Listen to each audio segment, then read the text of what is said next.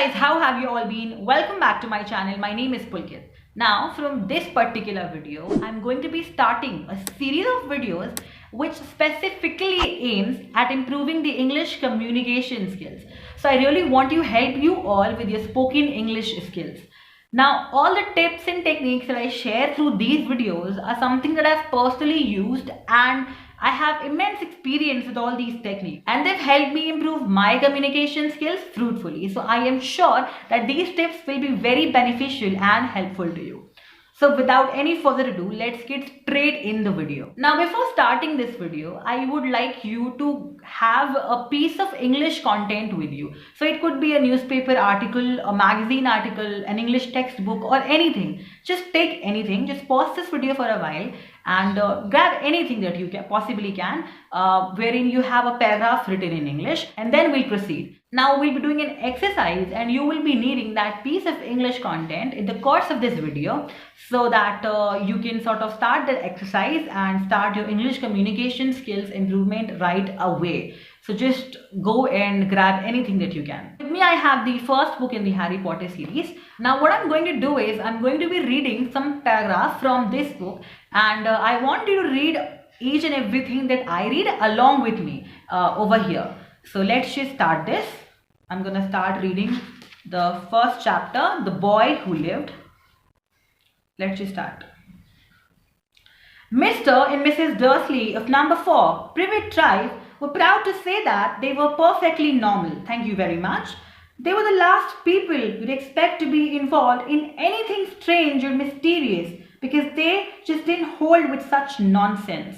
Mr. Dursley was the director of a firm called Grunnings, which made drills. He was a big, beefy man with hardly any neck, although he did have a very large moustache. Mrs. Dursley was thin and blonde and had nearly twice the usual amount of neck, which came in very useful as she spent so much of her time craning over garden fences, spying on the neighbors. The Dursleys had a small son called Dudley, and in their opinion, there was no finer boy anywhere. The Dursleys had everything they wanted, but they also had a secret, and their greatest fear was that somebody would discover it. They didn't think they could bear it if anyone found about the Potters. Mrs. Potter was Mrs. Dursley's sister, but they had not met for several years. In fact, Mrs. Dursley pretended she didn't have a sister, because her sister and her good-for-nothing husband were as un-Dursleyish as it was possible to be. The Dursleys shuddered to think what the neighbors would say if the Potters arrived in the street. The Dursleys knew that the Potters had a small son too, but they had never seen him. This boy was another good reason for keeping the Potters away. They did not want Dudley mixing with a child like that. When Mr. and Mrs. Dursley woke up on the dull grey Tuesday our story starts, there was nothing about the cloudy sky outside to suggest that strange and mysterious things would soon be happening all over the country.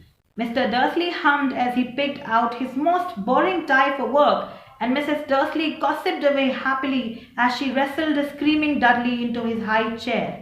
None of them noticed a large tawny owl flutter past the window. At 8:30, Mr. Dursley picked up his briefcase, pecked Mrs. Dursley on the cheek, and tried to kiss Dudley goodbye, but missed, because Dudley was now having a tantrum and throwing his cereal at the walls. "Little tyke," chortled Mr. Dursley as he left the house. He got into his car and backed out of number 4's drive. It was on the corner of the street that he noticed the first sign of something peculiar: a cat reading a map. For a second, Mr. Dursley did not realize what he had seen. Then he jerked his head around to look again. There was a tabby cat standing on the corner of Privet Drive, but there wasn't a map inside. What could he have been thinking of? It must have been a trick of the light. Mr. Dursley blinked and stared at the cat. It stared back. As Mr. Dursley drove around the corner and up the road, he watched the cat in his mirror. It was now reading the sign that said Privet Drive. No, looking at the sign. Cats could not read maps or signs. Mr. Dursley gave himself a little shake and put the cat out of his mind. As he drove towards town, he thought of nothing except a large order of drills he was hoping to get that day. Now that we've read these paragraphs, I will be asking some questions and I want you to pause the video for that instant and answer that question. The first thing is what? Meaning, what have we read or what do you understand by whatever you read till now? So, I want you to answer these questions. For instance, from as much as I read from here, I could gather that there is a couple, Mr. and Mrs. Dursley. They have a son called Dudley and they sort of are as normal as someone can possibly be. They do not like to put up with anything mysterious and they are as normal and natural as someone can possibly be. Also, we get something about Mr. Dudley's and Mrs. Dudley's appearances. For instance, we understand that Mr. Dursley does not have a neck, meaning his neck is not visible. And Mrs. Dursley has a thin neck and she has a habit of peeping into the neighbors. We also learn something about Mr. and Mrs. Potter. Mrs. Potter is the sister of Mrs. Dudley, but then they are not on talking terms, and Mr. and Mrs. Potter also have a son. From here we can infer that the Dudleys are not in speaking terms with the Potter. We also then know about that there is a cat who is supposedly doing strange and mysterious things. Now, you have to answer all these questions on your own. Next question that you can ask to yourself is, what opinion do you frame of all the things that you've read?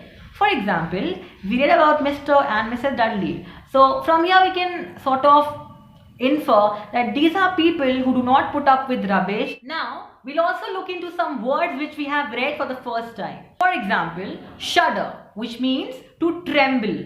Hummed, which means to make a low sound. Pegged, which is a kind of a light kiss on the cheek. Shortled, which means to laugh in a noisy way. Tabby, which means a cat which has stripes on it. What I want you to do is, whatever piece of paragraph or content that you have in your hands, I want you to read it and then ask the same questions that we did in this video. For instance, read that paragraph and then ask yourself, what did you just read? And try to answer all those questions by seeing in front of the mirror. After that, ask yourself, what can you infer from that particular paragraph, or what opinions can you frame basis what you have just read. And also mark 5 words which are new to you. Try to find their meaning and try to use those words in sentences. When I used to learn new words, I did something which helped me immensely. For instance, I learned about 3 to 4 new words. I tried to write a sentence from those words, and then by any means I used to frame a sentence and put it as my WhatsApp status. So what happened was, I used to see that every single day, every 3 days, 4 days, I used to change my WhatsApp statuses, and over there I used to use different words. When I used to use different words and used to make sentences from them and use as my WhatsApp stories and statuses, I sort of learned all those words subconsciously. I still do that to this day, and it sort of helps me in remembering all the new words. There is no limit of learning vocabulary. It's just whatever you read, whatever material you read and whatever new words you get, take it up from them. Don't overdo it. For example, you will find a lot of new words. You don't have to remember all of them. In a week, try to learn at least 5 or 6 new and you will be good to go. Now, if you follow these techniques on a regular basis and you do them consistently, I am sure you will have an improvement in your spoken English. I will be bringing the next videos in this series wherein I will be sharing some more techniques like this, practical techniques which has helped me in improving my communication skills, and will be doing the same for you. Meanwhile, please try all these techniques and let me know in the comment section, was it effective or if there's anything else that I can help you with. And if you have any sort of video that you would like me to make, please let me know in the comment section. I will see you next week. Till then, keep practicing, keep reading, and I'm sure you're going to speak impeccably.